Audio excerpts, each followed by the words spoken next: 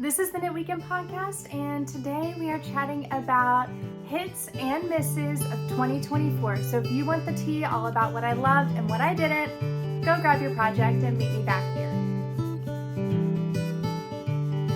Hey friends, and welcome back to the Knit Weekend podcast. I'm Haley, and this is my space where I nerd out about all things fiber and knitting. So if that is something that you're into, I hope you will join me for this look back at my hits and misses of 2024. So we all know that this time of year we roll out our Everything I Knit in 2024 videos, and I did that last year. I found it to be a fun recap, but I got overwhelmed in trying to catalog all of my projects. So I decided instead I'm going to choose my favorites and my least favorite and really go through those and let you know what I liked and what I didn't. I hope that will be interesting to you. So a couple of things before we kind of launch into that. First of all, you're probably going to get a two-parter on this one.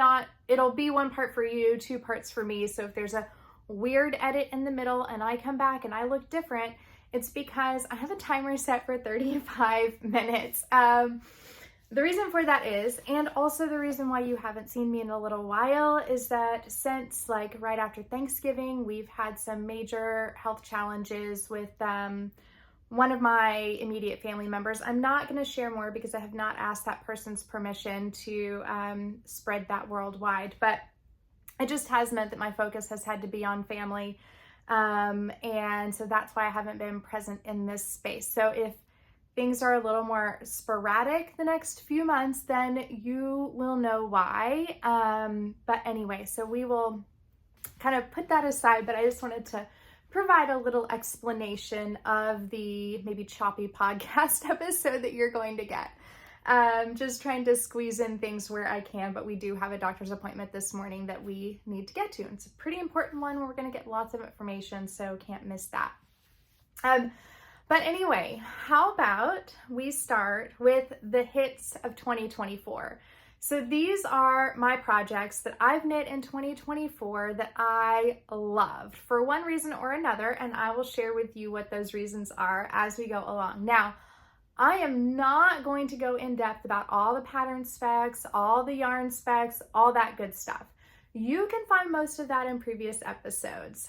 So this is going to be just more, here's the project, here's what I liked, and it will just be a bit of a 2024 time capsule for you to go back and review the patterns, and also for me, because I feel like it's so important, going into the next year to look at what did I like this year and what didn't I like, so that I don't do the things again that I didn't like and I do more of the stuff that I did like. It's kind of telling when we start looking at stuff with a more critical eye, and can really help toward planning for what we want if we are making in a more mindful way. So, shall we get into it?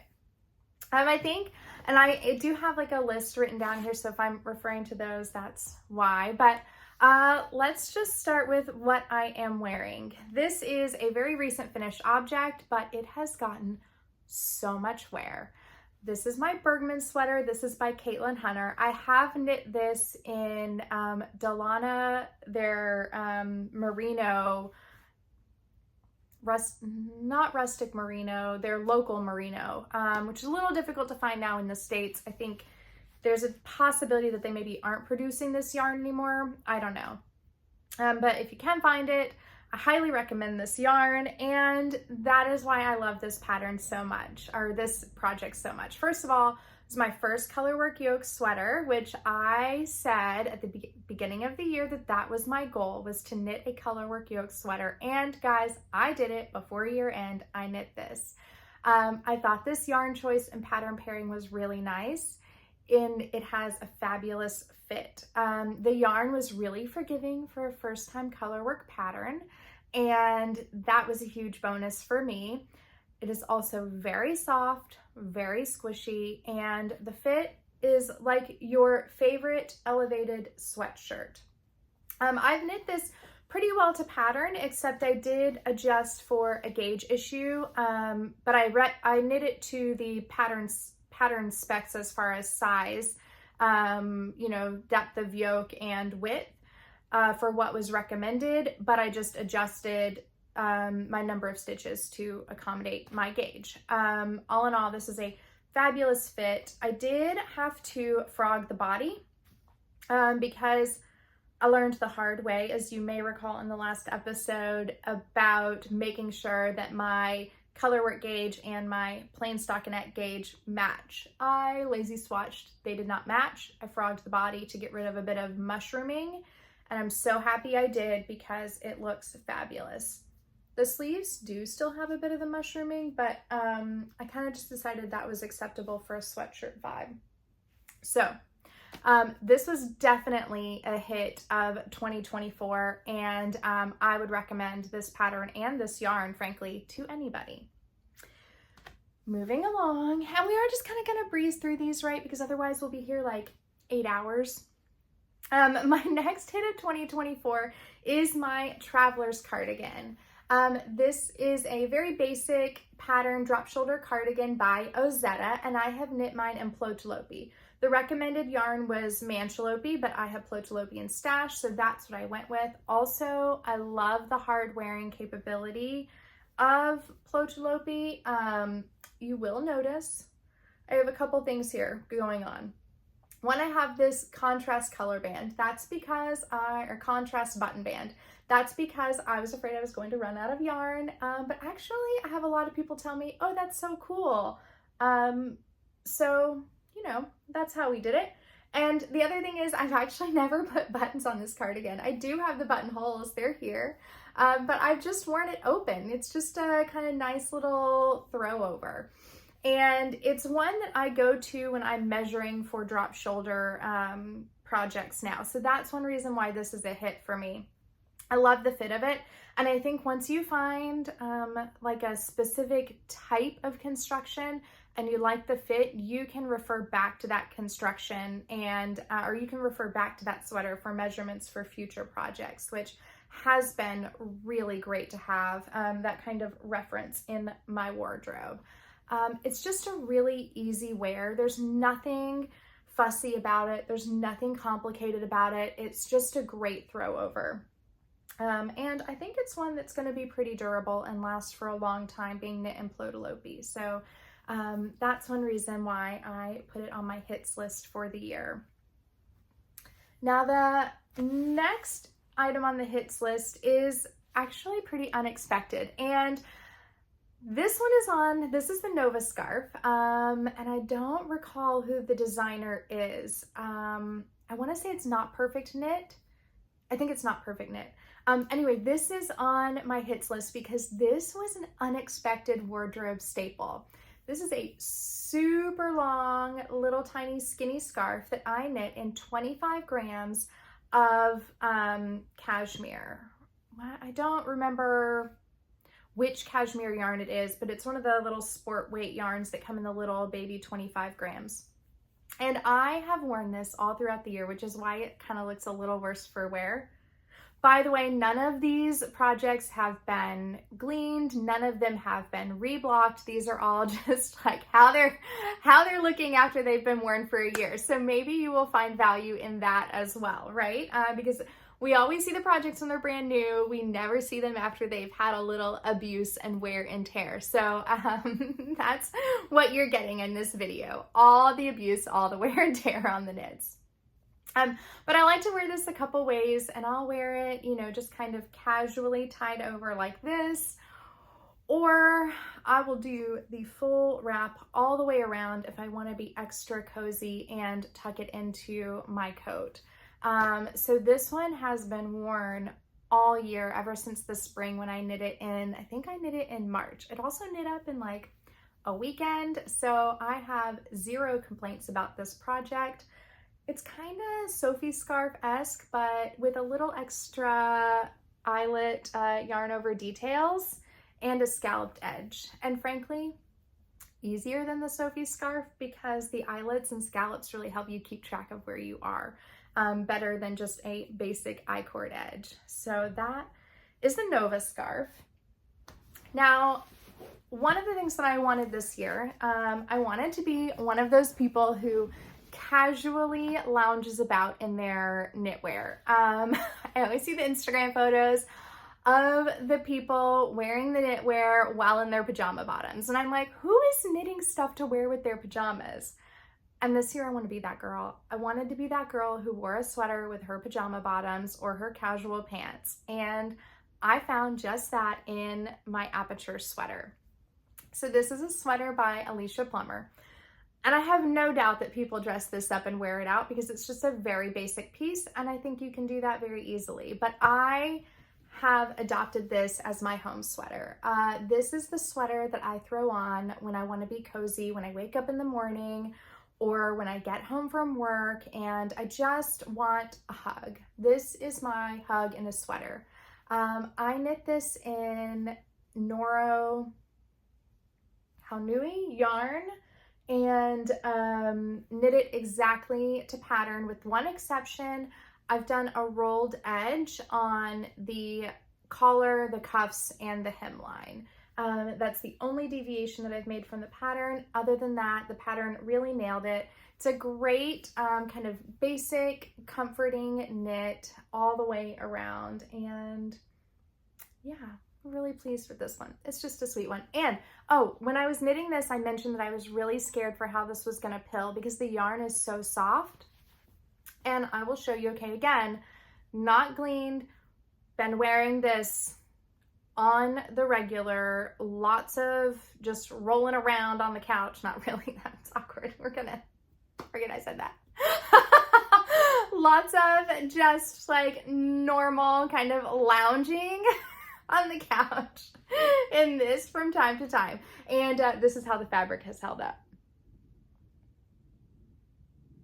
So overall, not too bad on the pilling. I definitely have had some majorly more pilling items, but a little bit, but that's okay because it's just my cozy home sweater, right?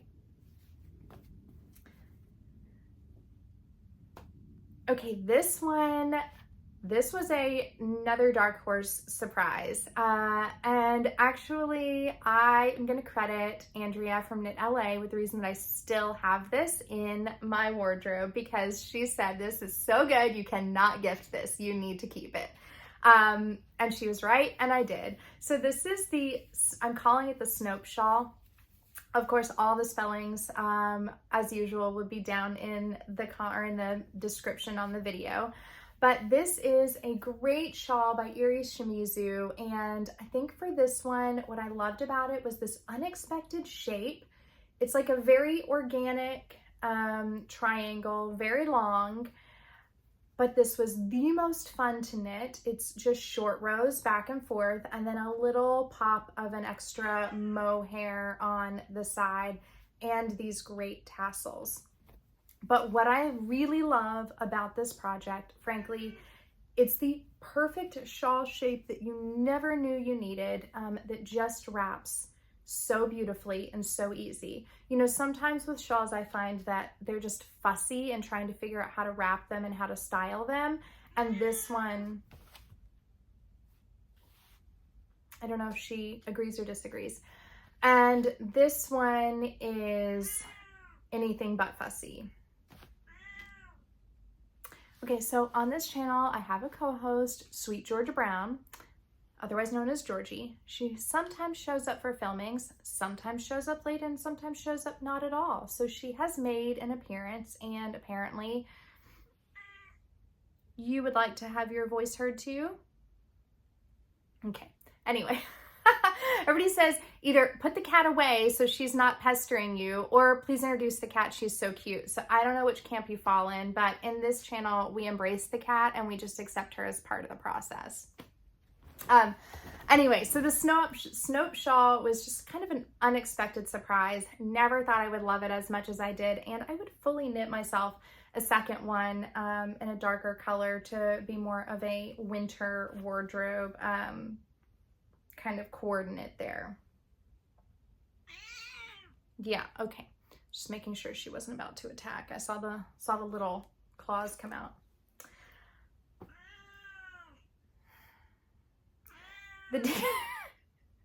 Are we competing? All right, the DRK Everyday Sweater is another one that just is the perfect fit and yarn pairing combo. So this is a pattern by Andrea Mowry. I'm sure all of you have heard about it. It is much hyped, and I'm gonna be honest, I thought, really, is it worth the hype? And I'm here to tell you, yes, yes it is.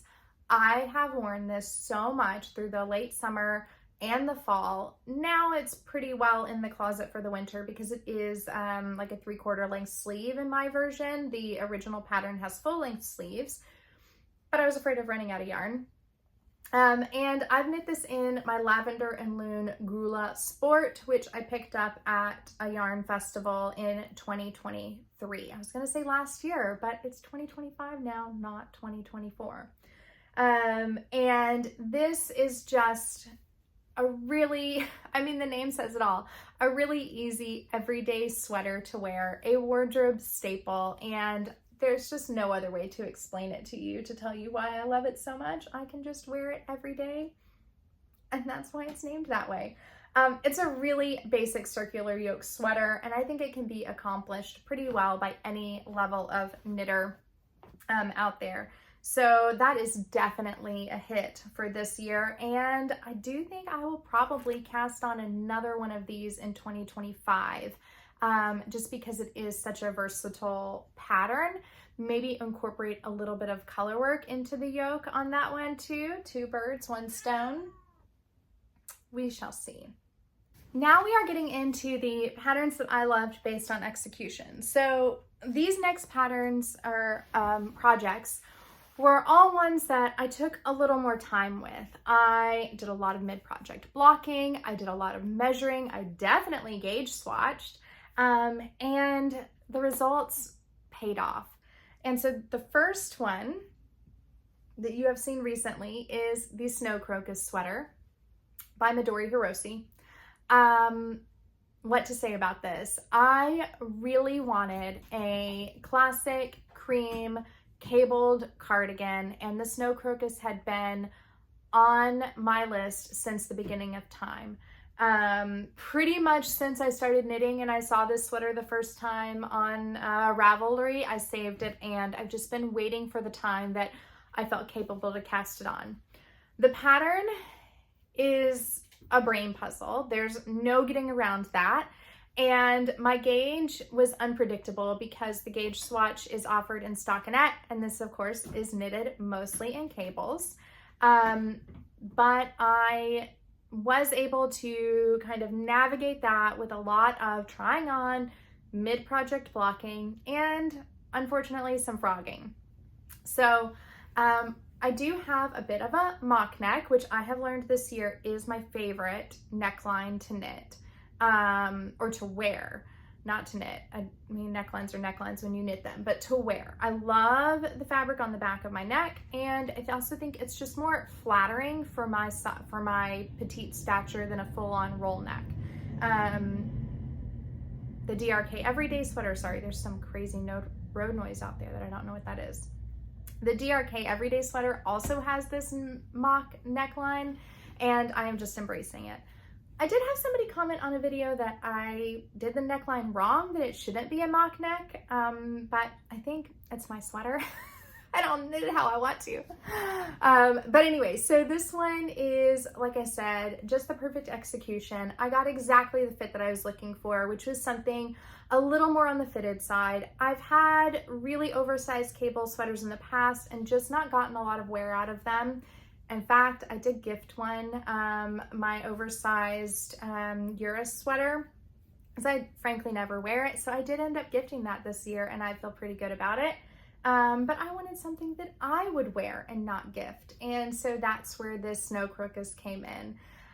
It is starting to look a little dingy. It is probably time for a bath. I would estimate I wear this at least once a week. So all that considered, I think it's holding up very well. It is knit in Blackberry Ridge, their worsted weight merino yarn. And that's how it's holding up. So pretty well, right? I think we're doing pretty good on that one. All right, we have 2 more on the hits list before we get to the misses, and I know those are the ones that you really want to see anyway. The next one on the hits list, now this is actually the pattern that I started off the year with, and this is my must-have cardigan. I don't know how much you're going to be able to see. It's a very cloudy morning, and this is in a very dark navy. This is a free pattern by Patons, but I have made many modifications to this, and I believe you can find most of them on my Ravelry, though the photo is missing. The pattern mods are in the project description.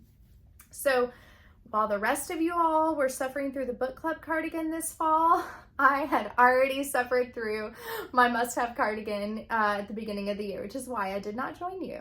But all in all, this is a knit that I'm just really proud of. It is a fully seamed cardigan, so all the panels are knit separately. I took a lot of time to do blocking on each panel, to do measuring, to make modifications based on what I wanted. A couple of the modifications that I made, a big one was the sleeves. In the pattern, the sleeves are quite tight. I think the pattern was like a early 2000s pattern, when I think that was just more the style, and I wanted some extra room in the sleeves. So I actually eliminated one of the cables so that it was a little looser and went up a size on the sleeve, which means I had to go up a size on the shoulder.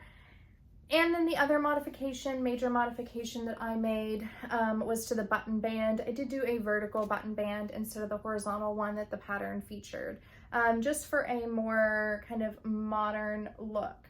And this is knit in Stonehedge Fibers Shepherd's wool. It's their merino worsted wool. So again, this has kind of been through it. I wore this basically, I think I finished it in February, and I wore it all through the spring and into the early summer whenever I just needed a little cardigan throw over.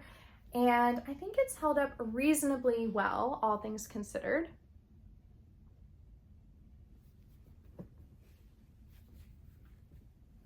So I would highly encourage you, if you at all want to have a knitted cable cardigan in your wardrobe, do not be afraid. Yes, it will take you a long time, but the longer you take with it and the more discerning you are with it, the more you will love it. And I have to say, I really do love this pattern. I am super proud of this one. Also, it kind of really got me over my fear of seaming. Like, your girl can seam anything now after seaming that. It's also seamed along a moss stitch edge. Like, who thought that was a good idea? And a set-in shoulder with a moss stitch. I mean, it just, it was a doozy. Okay, speaking of patterns that some people think are a doozy, the next one, I started out knitting with a group of folks. I think a lot of podcasters started out knitting this, and I don't think very many finished it. I loved knitting it. It did take me a while. It took me probably 3 months because I was not knitting on it exclusively. I kind of just picked it up a little bit here and a little bit there, but I did finish it, and y'all, it's a showstopper. This is my Artus shawl, if I can do it correctly. And it is knit in the intended yarn, which is the Lichen and Lace Rustic Heather Sport. I had to include this on my hits list for this year because it is the piece that when I wear it and I walk into a room, everybody immediately runs to me and asks to touch it, see it, where did I get it, did I make it, all the things. It is just one that everybody freaks out about every time I wear it. And who doesn't love it? Let's be honest, who doesn't love it when somebody sees your knits and freaks out? So this pattern, I have to say, not the easiest shawl to wear. Earlier when I was saying that the Snope shawl is like super user-friendly in terms of ease of wear, this one a little more difficult to style because it is a hardy shawl knit in this fabric. It may be that I did not gauge swatch. I did not do that. So it may be that I have my gauge too small and I should have gone up another needle size. But it just also may be that the designer has intended it to be a hardy winter shawl, and so that is what it is. So this is my typical way of styling it. Sometimes I even throw in a little shawl pin to make it easier. But I mean, it's on the hits list. In fact, this is one that I would love to perhaps in 2025 take some of these colors out and put them into larger projects. So like this burgundy, you already know I've been obsessed with that, but also this teal was a surprise to me. I don't know if I could like pull off a full-on teal sweater, but I think it would be great to have a couple like basics knit in these colors to then layer over this, or layer this over. But yeah, so this is definitely on the hits list of 2024. Those are 9 projects in 2024 that I would add amongst my greatest hits. I think they were all stellar for me. But I do want to take a quick minute to pause, and we're going to do something that I mentioned in the last video, which is we're going to do the Easter egg question of the episode. So if you missed that video, I'm going to put Easter eggs throughout my videos, and this is an opportunity just for us to have a little fun, play a little game inspired by James Halliday and Ready Player One. I'm going to ask you a question. You're going to answer that question with an egg emoji in the comments. So it can be a fried egg, it can be a chicken hatching, it can be a nest full of eggs. I don't care. Just something egg related that lets me know you're playing along and want to receive the free pattern and the answer to the question. And then I will draw a winner and make a little short video sharing with you who the recipient is of the Easter egg free Ravelry pattern within about a week after filming this podcast. So this podcast, or this episode's Easter egg question is, what is your word of 2025? Every year I try to select a word that is going to govern that year. And for me, 2025, my word that I'm choosing is resilience. One that has come up again and again for me throughout the past couple of months. In conversation, it just kept on popping up. And then when I found out about this family health issue or health challenge, that really maybe let me know why that word was popping up for me, because it's going to take a lot of resilience on our parts as a family and for me personally. I think most of you know I lost my mom in 2023 after kind of a long time decline through COPD and heart failure. And so now coming off of that and just kind of getting my feet back under me with the loss of my mom and now into this. And that is just how life goes sometimes, right? But resilience isn't just about getting through it. It's also about how we get through it, right? And so for me, resilience is about a mental attitude of, how do I approach my problems? Am I hiding from them? Am I ignoring them? Or am I really looking at them, accepting them, trying to keep a positive yet realistic and honest viewpoint as I make my way through them?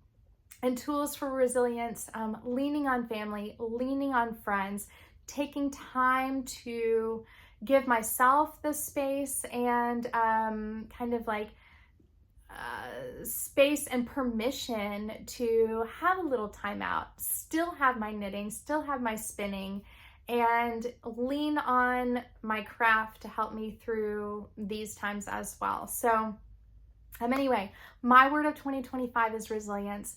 I'm so interested to hear what your words for 2025 will be. If you've not done this before, then maybe this gives you an opportunity to kind of really sit down and think about things. I also forgot to mention 24 hours, and I said this in the last video, so I'm allowed to say this now. 24 hours after I post the video is the cutoff time for these Easter egg comments. So, and that's frankly because after so many comments, it becomes very overwhelming to pick a winner. And I get just like beside myself. So 24 hours, post your comment down below with the egg emoji and your answer to your 2025 word of the year. Okay, on that note, we're gonna hit pause. I'm gonna go to this doctor's appointment and I will be back to share with you the misses of 2024. And I know you're just here for the hot goss. We'll get to that in a little bit. I'll talk with you guys in a few.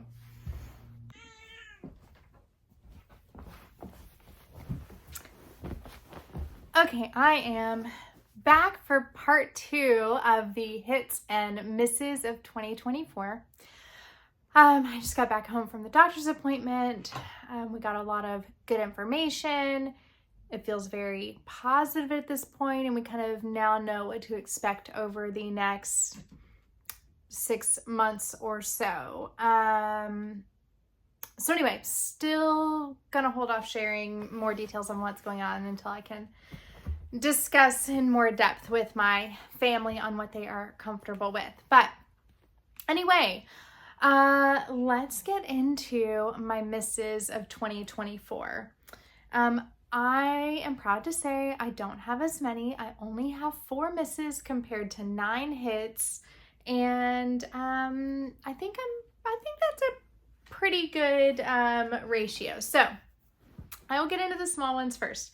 One of them I actually don't have in my possession any longer. I did end up gifting this one. It was not altogether a bad knit, but it was one that once I kind of saw it and had it in my brain, I was never going to kind of be happy with it and appreciate it, not to say that somebody else wouldn't. So that one is the Patent Loop Neck Warmer by Other Loops, and maybe I'll just pop a photo of what the pattern looks like here. I knit mine out of Gepard Garn Eco Cashmere Vintage, which is a lovely yarn, and I believe the intended yarn for the pattern, if I recall correctly. I should have probably looked that up before I started filming. So with that, it obviously is a me issue that made this one a miss, and my issue was blocking. Not every yarn and every fiber is going to block the same way. And I have since learned that with cashmere, it can oftentimes be beneficial to steam the yarn before you use it rather than do a full-on wet block afterwards. Now that would have been helpful information to have known before I knit this brioche cowl, but essentially what happened is the cowl collapsed in on itself rather than having this kind of like body that it shows in the pattern photos. So rather than standing up, it just kind of totally collapsed. Still a lovely cowl, will still keep somebody's neck very warm, just was not what I envisioned wearing for myself. So that was a lesson learned when it comes to blocking cashmere yarn. Steaming is your friend, a full-on wet block is not. And it's just a good reminder because, you know, we block every fiber content differently. I'm sure you already know that there's a huge difference between blocking superwash and woolly wools. For me, there's a huge difference between blocking merinos, like fine fibers, versus, you know, a more coarse Icelandic yarn. And it runs the spectrum. And it is a good reminder that however you block your swatch is how you want to handle your final item. Now, granted, in this one, there was no swatch. So that was wouldn't have helped at all, but still a good reminder, right? So this one definitely ruined in blocking. My next miss, this is a miss not because of the yarn or the color or the pattern or any of that. All of that was just fine. It's a miss because of usefulness. I have not once ever put this on and walked out of the house, and that is my Beast Beret. This is a pattern by Sari Nordland. I knit mine in Knitting for Olive Soft Silk Merino and Mohair, which I have knit on 2 other projects and loved, but honestly, this is just a reminder that oh, well, it was an experiment for me that I wanted to see if I would wear a beret, and the answer is no. I think they look adorable on other people, and I think they could look nice on me too. I just don't know how to wear them, how to style them, and never got comfortable enough with putting this on my head and looking in the mirror and going, yes, I can leave the house. So this one was a miss for me just because of that usefulness factor. It has had 0 wears outside of the house. And yeah, so if anyone's in the market for a beret, a green beret, maybe let me know and I will mail it to you. Okay, moving along. Oh, this one I hate that it's a miss so much because I loved knitting it. I really, really did.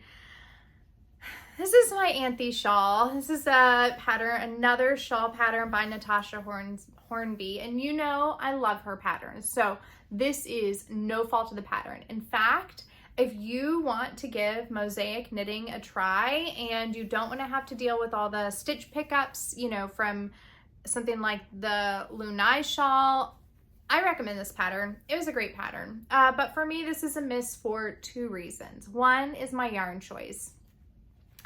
I knew when I cast this on that I just wasn't 100% sold with my main color yarn, which is like a 5-ply, I think, or just like a mini ply merino yarn. And this pattern was originally designed in Spindrift. So there's a huge difference between this yarn and the yarn that it was designed in, which has made this shawl pretty heavy and dense.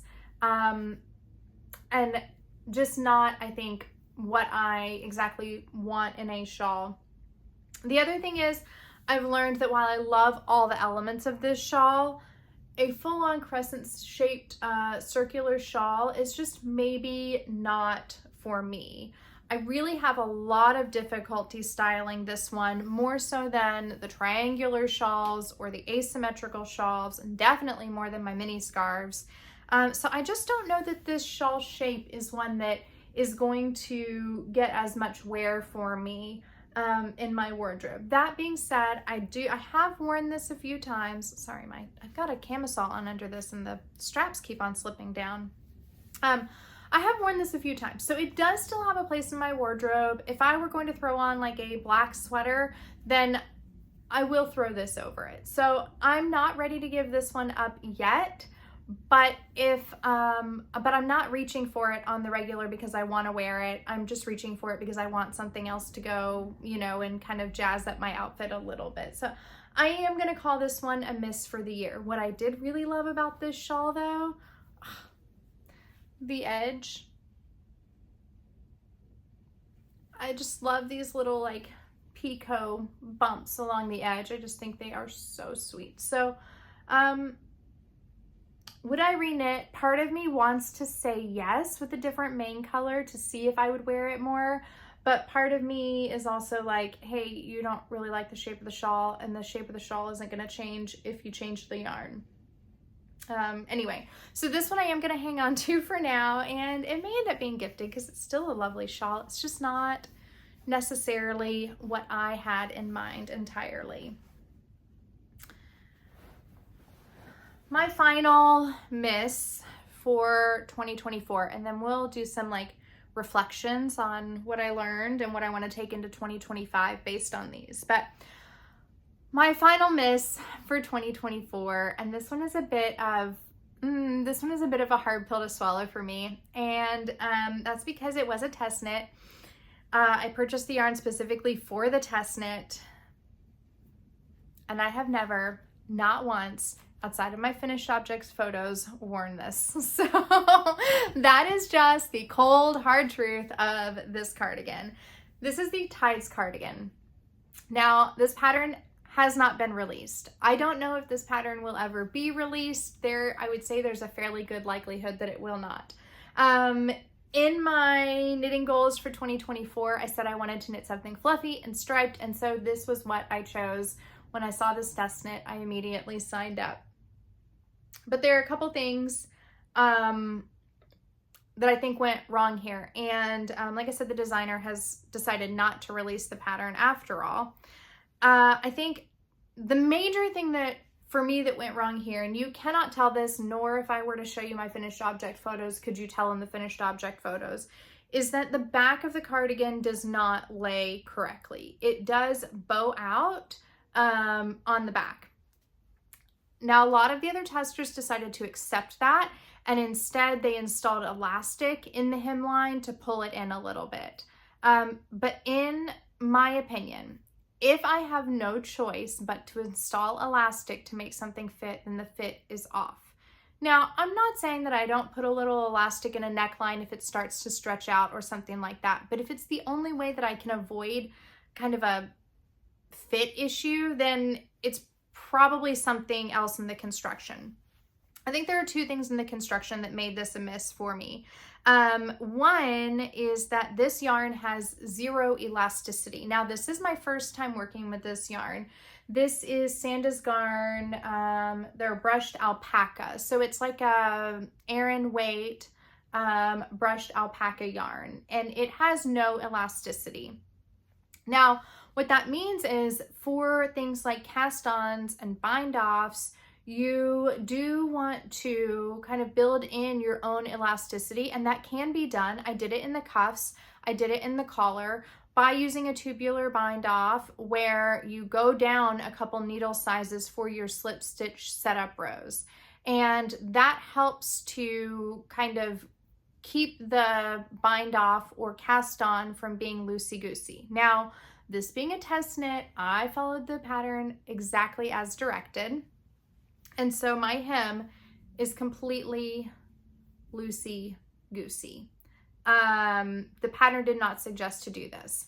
I think if you were going to bypass that, then the other option would have been to have casted on fewer stitches for the hemline so that it pulls it in, and then do a round of increases before you go into the body. So that is something that I did learn from this project. So there is value in this being a miss, where that is something that you can do. And I actually did do that in another project where I cast on fewer and then increased in order to kind of have a cinched in hemline, but a regular fit on the body. So that was the one thing that I think could have made a difference there. The other thing is where the shoulders sit. So generally in a drop shoulder, not always, but generally in a drop shoulder, your shoulder is not going to sit directly on top of your shoulder. It's actually going to sit a little in the back. And we accomplish that by, basically creating a few different ways. One is doing kind of short rows, and then you're just not going to knit the back as long as you knit the front. So then you'll create some neck shaping here before you then go into the front, if that makes sense. I'm not a designer, so I'm not explaining this very well, and take all of this with a grain of salt. Or you can do your cast on, eliminate the short rows, and then you just compensate between the length of your back and the length of the front, knowing that you may have some decreases before your increases, and then knit the front panel. I don't know if that makes any sense to you. But this pattern instructed for the shoulder to sit directly on top. So because of that and the fact that it did not have any short rows, the shoulder sitting directly on top, there's no room for the back of your neck, so that causes the back of the sweater to kind of poof out. Now, I did give this tester feedback that I was having this problem. Other people said they had this problem on the cardigan as well.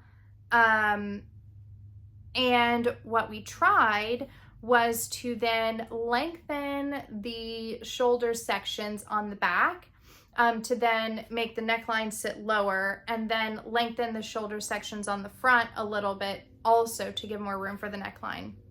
And I fiddled with it. Mia was like on my, DMs, and we were going back and forth saying, okay, try this, now try that, now try this, now try that. And it got a little bit better, but it still didn't get to the place of the fit looking like it should.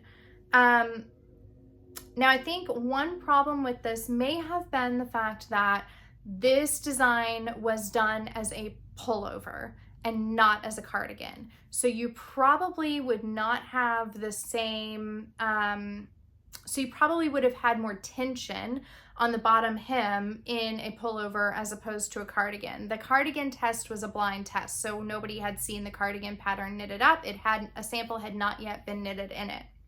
So I think that's probably where it kind of went off the rails with not having had a sample knitted in the cardigan. Yeah, I'm trying to think of what else did I do. I ended up also trying to build in short rows on the back of the neckline to have the neckline sit further down. You can tell that the front neckline is shorter than the back neckline. Anyway, I fought with the sucker and I fought with the sucker. I ended up chopping off the sleeves, redoing the sleeves. I mean, it was quite the saga, and I did get it finished for the testing deadline. I did get my finished object photos taken. I did get my Ravelry notes done, but even still, I think it was the right choice by the designer not to release this pattern in its form. So I do support that, decision that the designer made. And unfortunately, this is just one that is in my miss pile. I don't even think I would gift this to anybody because of that fit issue. And I think probably, if anything, I'm just gonna reclaim these lovely buttons. But look how pretty these buttons are. They are really pretty. I think if anything, I'm gonna reclaim these lovely buttons that I got from the Button Lady. You may know her from Rhinebeck or other fiber fairs. And just kind of let this one go. We've had a problem with that lately. I don't know why. So I think that this one is just gonna go kind of either hide or maybe be donated or thrifted. I don't know. But definitely a miss for me. So also just another reminder for myself that while I kind of see all the podcasters doing all these test knits and all that sort of thing, and I think it's so cool, and I think, wow, I want to do that, and I have done that, but test knitting for me is just not necessarily the best process. One thing is that I really like to be able to see the finished garment. I really like to be able to see it on different body types. I really like to be able to see how different people knit it in different yarns and then make my decision, because it is difficult to make the best decisions when you don't have all of that prior research. So thank you to all of you who do that research for me and let me follow up with knitting the pattern as I want it to be. Also, the fact that I can't make, generally, it's preferred not to make a lot of modifications on a test knit. I really like to make a lot of modifications. And I also happen to look at patterns with a more critical eye. So I feel like sometimes I'm just annoying as a test knitter. So all those things combined, I don't think test knitting is necessarily for me, and I am perfectly fine with that decision at this stage. I'm not saying never. There may be a time where the test knit bug bites me again, but I think we can take test knitting, like 2025, off from test knitting. Let's just go ahead and throw that out there. Okay, so thinking back and reflecting on my hits and misses of 2024 and what I can take forward into 2025. I think the biggest thing is that my hits are ones that I spent a lot of time on. I didn't rush through them. All of them involved frogging. Yes, I think every project on my hits list. Okay, there might be 2 projects on my hits list, the Snope shawl and the Anthe shawl, that I didn't have to spend any time frogging. All of the others, and also those are shawls, right? So there's less, for me, there's less frogging in a shawl, but all of the sweaters, I did have to frog at least a portion of them in order to get the fit that I wanted. So I think just taking the time to do that, being meticulous about it, doing the measurements, doing the gauge swatches, all those things, all of my hits list sweaters, I took the time to do that. And from my misses, I think a couple things. One is yarn choice. Yarn choice is so important to me. And I use that yarn to create a specific fabric that I'm looking for. And I don't like all fabrics. I am pretty picky and discerning in that manner.